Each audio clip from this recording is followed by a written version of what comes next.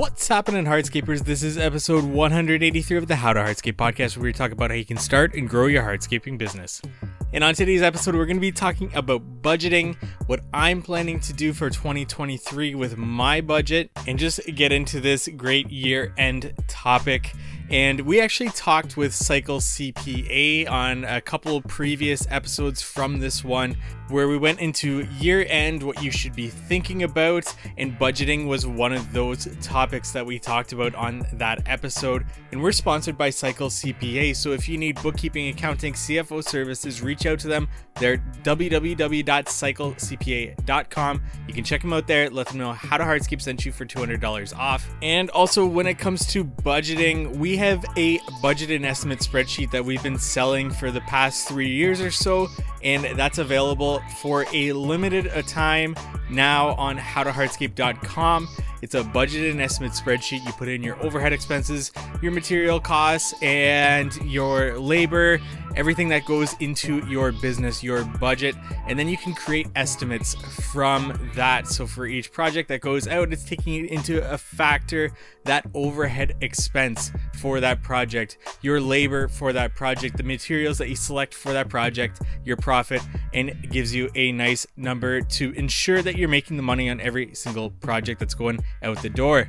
Now, that budget and estimate spreadsheet is only available for a limited amount of time right now. It will be discontinued at the end of the year, and that's because it's making room for a software. I have always worked on improving the budget and estimate spreadsheet year in and year out. It's actually something that I created for my own business, and then when I started How to Hardscape, I improved it to be more user-friendly and then sold it on How to Hardscape. Got hundreds of people that actually went ahead and purchased that spreadsheet, which is amazing. And then the testimonies that I get from contractors reaching out to me, letting me know that they've used it and it's helped them so much in their business. So I reached a point in that spreadsheet that I needed to upgrade it from a spreadsheet to a software to ensure that I could serve everybody wanting to get control of their numbers and in their business. So that spreadsheet will be discontinued and it will make room for a software in its place. That software will be launched later this year, maybe early next year, and that will be on the members only How to Hardscape platform, which is currently a training platform. If you want to get into hardscaping, or if you want to train your employees, there's courses, there's content available there, and that software will be also a part of that package. You can lock in your pricing if you were to go to members.howtohardscape.com to be able to lock in your monthly rate for that membership. And when that software does go live, that membership cost will be going up. And as we continue to improve that software and bring more hardscaping and business content to the members only platform, that price will only continue to go up, but you can lock in your pricing, your monthly rate pricing for that. So just a quick little plug there for the members only platform of How to Hardscape. And without further ado, let's get into today's episode. Now, every year I do one of these episodes talking about my thought process around budgeting, especially at the end of the year is when I usually do this, because this is that time of year where we look at how our business did for the previous year, what went right, what went wrong from a project to project basis, but as well as a month to month, and even at the end of the year, just what our business did in general. Now, we should be looking at this throughout the season and especially at the end of the year as we prepare to create our 2023 budget. So if you haven't already started your budget or started to look at your business, now is definitely the time, because when you're starting to create estimates for next year, you want to make sure that it's drawing information from your budget to ensure that you're making the money that you should be making for those projects. Budgeting has always been an enjoyable process for me personally. I do like taking a look at my numbers, see what the stories that those numbers are telling me, and then to improve upon those for the coming year, especially the end of year budgeting for the next year, because it's also the time where I start to make goals in my business. Now, that's not always been the case. I didn't start my business with a budget when I started 5 or so years ago with Lift and Relays, coming out of working for a supplier to starting my own business. It's something that I had to learn about and then implement a process to be able to budget. But as I started to learn more about the budgeting process, I went ahead and created that spreadsheet that's available at howtohardscape.com and sort of implemented a process where I could set goals in my business and hope to achieve those goals through estimating properly from that budget. And when I say that, what that means is what I do typically is create a time frame, a time window that I operate my business in. So I look at the previous year. So 2022, I look at how many weeks I operated my business and how many days per week and how many hours per day, working day, essentially, to give myself the amount of hours that I have to recoup my overhead expenses in my business. So that way, when I'm going ahead and actually creating an estimate, I know that if I have $100,000 worth of overhead expenses and I have 1,000 hours to recoup that $100,000 worth of overhead expenses, then that means that for every hour, I need to be billing out an additional $100 for every hour that project is actually going to take me. So that's where overhead expenses play a role with how many hours you're budgeting per season to actually work. And especially right now, I'm looking at me and my business and how I've taken a turn for this final project that I'm working on. And now it's just me at this end of the season, which I didn't account for in the original quote. But not only that, I also didn't account for the snow coming so soon in November. And that really put me behind on this project. So I'm also going to take a look at that and how I can account for that in my future budget, especially as we get to closer to the end of the year.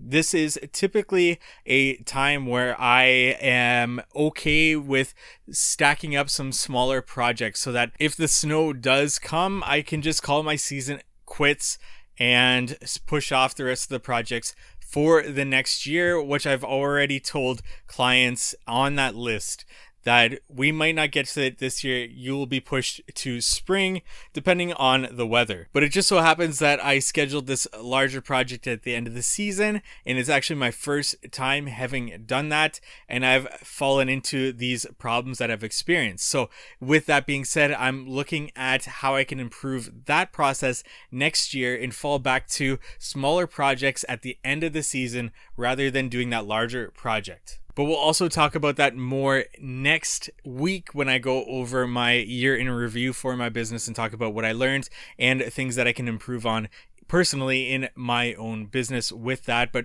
continuing on with budgeting, my overhead expenses is where I create my goals for my business. And I've done this more or less from the beginning of my business, where I take a look at where I want to be in my business 1 year, 2 year, 3 years down the road, so that I can start to implement those goals into my budget. And what I mean by that is equipment.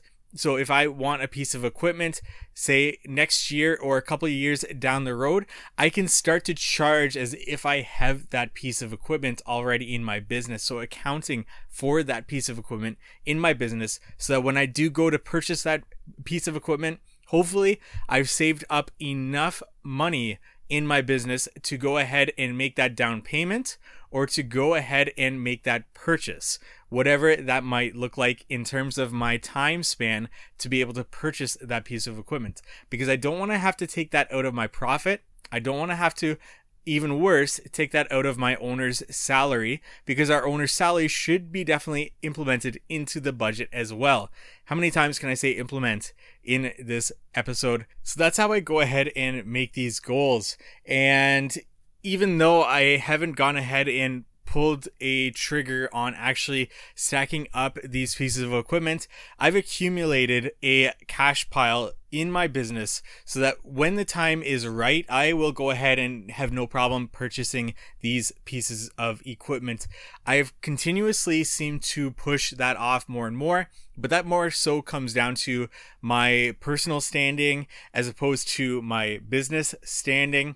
Just wanting to make sure that when I do create a foundational location for my business, I'm ready to be able to put the money where I want to allocate it, as opposed to doing that now, finding out I'm going to be moving ways away, and then having to sell equipment and then purchase equipment. It just didn't make sense, doesn't still make sense for me in my personal life. So I've still extended those goals in my business. I've still been getting this cash reserve because when the time is right, and perhaps we will see that near the middle or to the end of next season, depending what happens in the economy, I will have that money already saved up and already ready to deploy for hopefully less expensive equipment than what we're seeing right now. And with that being said, the reason why I say that is we all don't know what's going to happen in the economy next year. We are due for a correction from what we've seen in demand for the past 2 years in this industry, which has been absolutely incredible, actually the last 3 years. So of course, we all know that eventually there's going to be a correction coming. Eventually, work will not be as so much in demand as we've seen in the past few years, which has been incredible for lots of businesses being able to have that surplus of demand.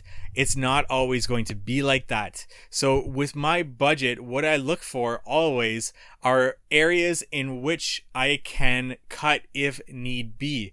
If there was ever a dry up in sales, I want to know what I can downsize immediately in the midterm and in the longer term of a recession or a downturn in the economy, whatever that might look like. Now, I've operated very lean to be able to prepare for a time like this since actually the very beginning of my business. So I really don't have much that I would need to really cut. I'm able to withstand a long period of a downturn because of how lean my business currently is.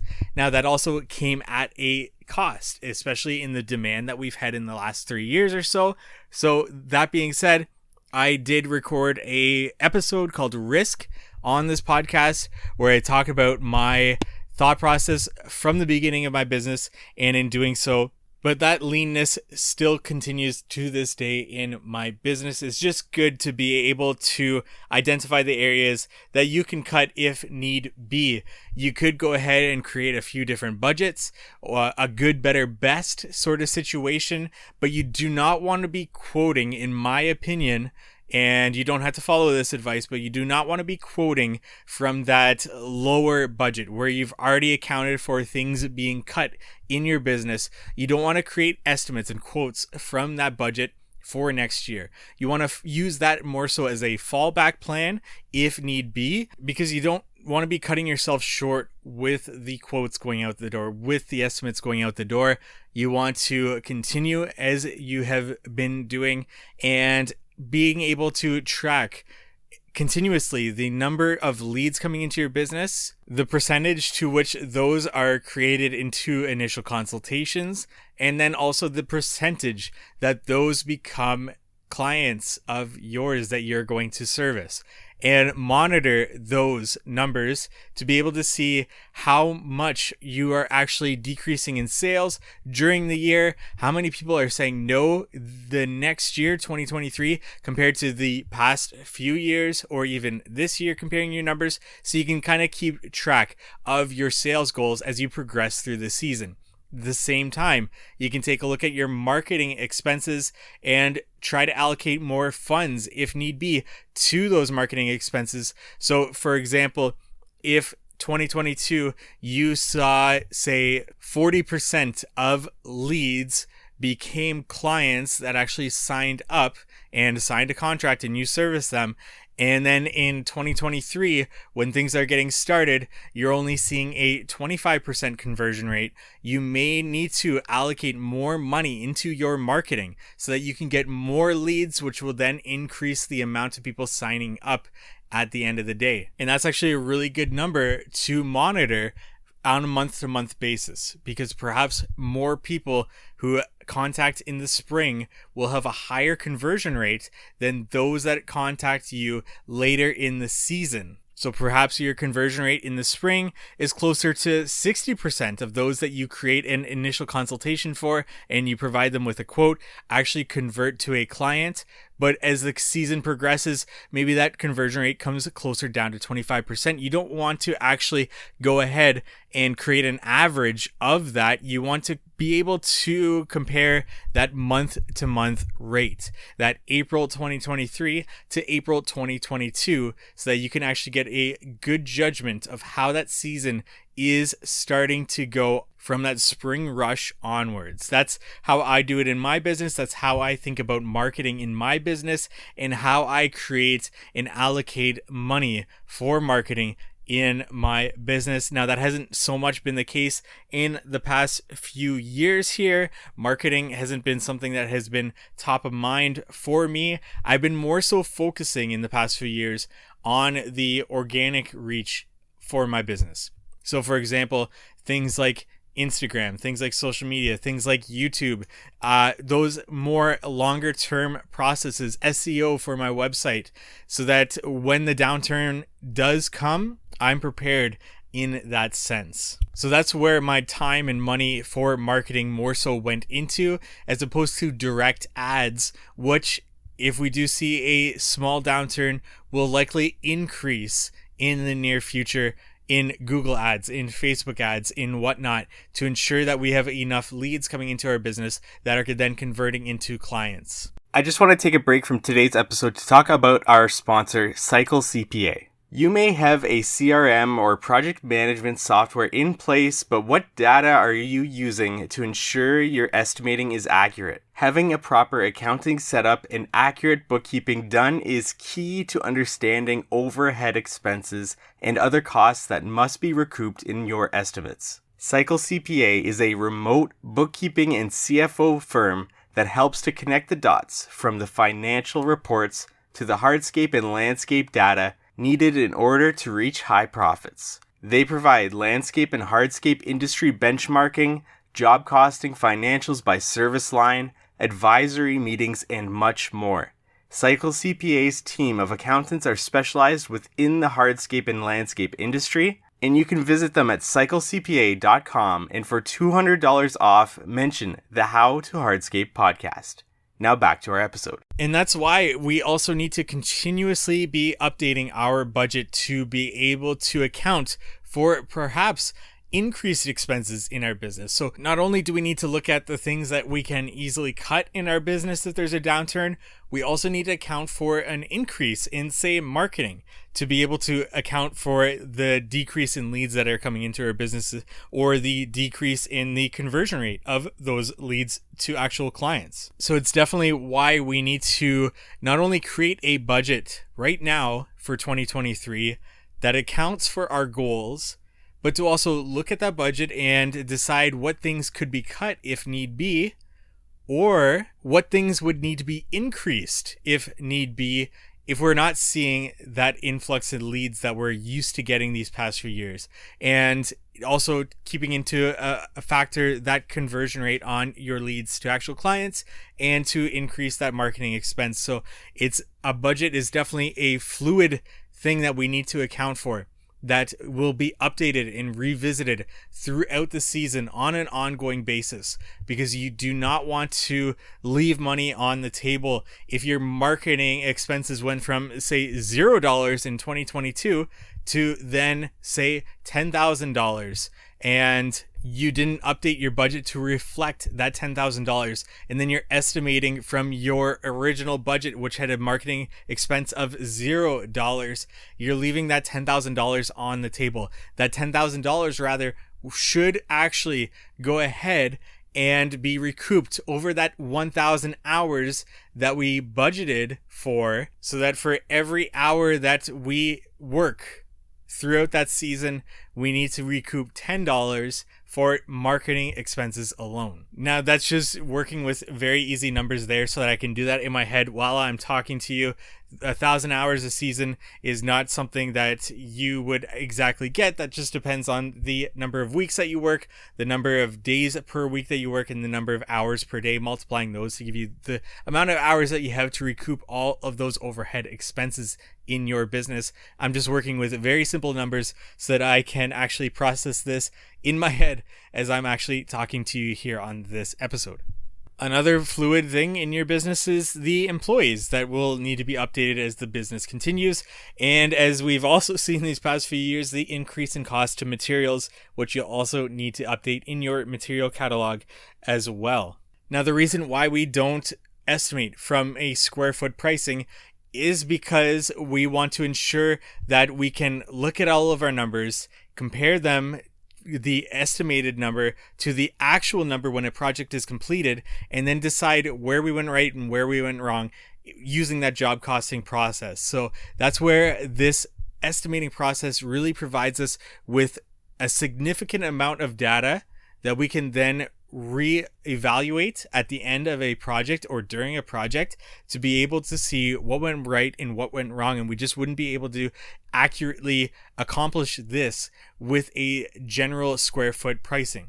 Now, on the flip side of things, this definitely takes a little bit more time to be able to create an estimate or a quote for a project, as well as the upfront time in creating this data for your budget. But it also ensures that you are recouping those costs and that you are creating a financially stable and successful business. And that's also why we have a very specific pre-qualification process with leads that come into our business to ensure that we're getting the right client to schedule that initial consultation with. And we'll spend a lot of time with making sure that we're not wasting our time going to an initial consultation and then coming back to the office and creating a quote from that initial consultation. So in that sense, we want to ensure that if we are actually going to initial consultation and providing a quote, especially that providing a quote process, because I've gone to initial consultations where I knew right away, you know what? It seemed right on the phone. It seemed right in an email to be able to go there, meet this client, and offer them our services. But on that initial consultation, there were so many red flags that we decided not to go ahead with this. So there's that time to actually come back to the office and not waste our time creating that quote, to then email that client and let them know that we wouldn't be the best fit for them for this project. That's something that I've struggled with because I hate saying no, and it's something that I've struggled with in my business, especially this season. I've actually had a few clients that I just put off time and time again, and they would reach out to me asking if I would be providing them a quote, and it just doesn't look good pushing off those quotes or pushing off that client again and again.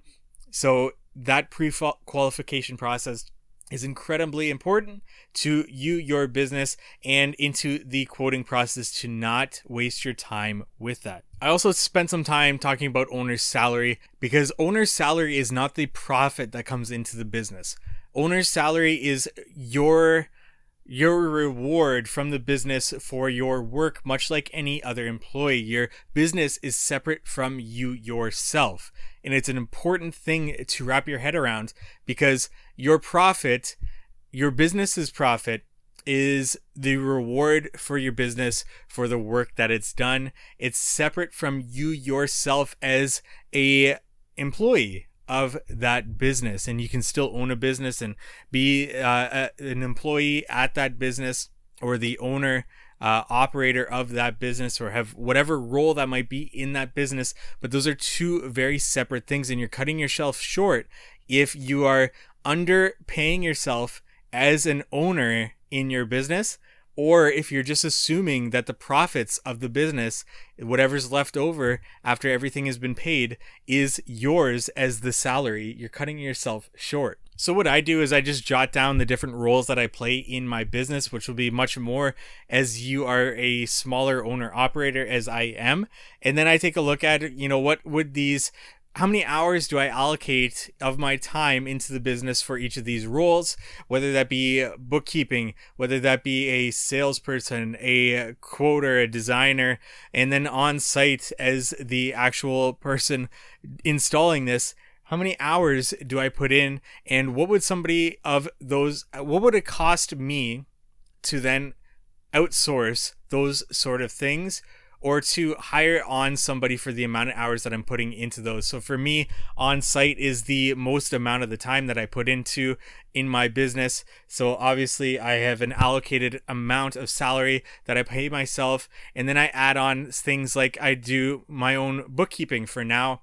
And what would it cost me to outsource that bookkeeping? Well, I look into that for the amount of hours that I put into it, and then that gets added into my salary as well. And the reason why I do this is that when I go ahead and I do outsource my bookkeeping, which will probably be next year, I then have already accounted for that in my business. I'm already paying myself as if I'm paying a bookkeeper. So I am already accounting for these goals, these milestones in my business to continue onward with that.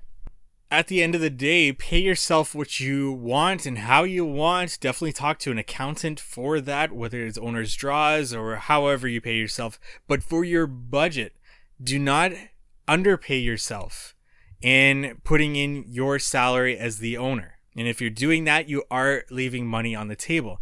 Which then brings me to profits. The profit of the business is after everything has been paid for, what are you left with? And then the profits can be used as you, the owner, however you see fit, whether that's bonuses to your employees, bonuses to yourself, or reinvesting into the business. Whatever that may look like is what your profit is at the end of the day. It's your return on investment into the business. And the reason why I like this budgeting and estimating process, estimating from your budgeted numbers, is that at the end of the day, if a potential client comes to you and asks for a discount of some sort, you can confidently say that you are doing the best you can with your pricing. Because if you give them a discount, if you axe anything, you are then taking that away from first your profits and then your owner's salary. So this is why the budgeting estimating process for me is so important. If I was to ever encounter a client, which I have, and I'm sure lots of other people haven't in the past few years with the demand as it's been, and it just gives me an idea as to, you know what, this is my pricing. I can't change that. What we can do is we can change our scope of work to be able to fit your budget as the client, which brings me back to profits. And profit is your return on investment as an owner of that business. And if you think about the amount of risk that we take on as owners, especially in the hardscape industry, and what could go wrong, whether that's with employees, whether that's with you yourself, you want to make sure that you're getting a good return on investment. Now, you could be putting your money into a broad range index fund and be making, on average, let's say 8% per year. That's what the stock market shows over a long period of time. Obviously, the past little time frame here has not shown that, especially if you are in crypto.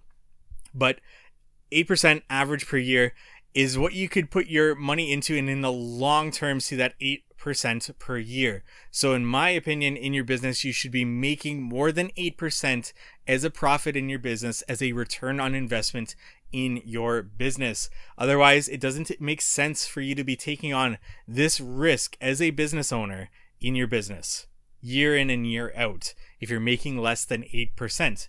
Because it would just make more sense for you to just put your money into an investment that doesn't require your time, that doesn't require your risk, so to speak. So that's the thought process that I'm in with profit, and aiming for a higher profit percentage each and every year in my business. All right, just my thoughts on budgeting through this episode. If you have any comments, if you have anything that you want to add or talk about, reach out to me at How to Hardscape on Instagram there. I really do appreciate any and all engagement that you send my way. Anything that you disagree with me on this or agree with me. And if you want to learn more about our software that's coming, that's members.howtohardscape.com, or just shoot me a message on Instagram there at How to Hardscape. The budget and estimate spreadsheet will be discontinued by the end of the year, and that software should be launched by the end of the year, early next year as well. So that will kind of fall around the same time frame. So if you want to get that budget and estimate spreadsheet, if you have 1 to 2 crews, which is really designed for, and you think you'll be there for a year or so, get that budget and estimate spreadsheet. It's yours. It's never gonna go away from you when you have actually purchased it.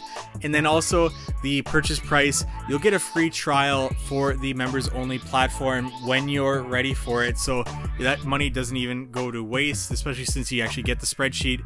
You can then, whenever you're ready to upgrade to that software and to our training program to train yourself or to train your employees and all the content that we've got coming on that members only platform, you can then redeem that free trial that you got from the budget and estimate spreadsheet. So take a look at that there, members.howtohardscape.com and howtohardscape.com for that budget and estimate spreadsheet. And Cycle CPA, if you're looking for bookkeeping, accounting, CFO services, cyclecpa.com. Tell them How to Hardscape sent you for $200 off. And we look forward to meeting with you next week on the How to Hardscape podcast.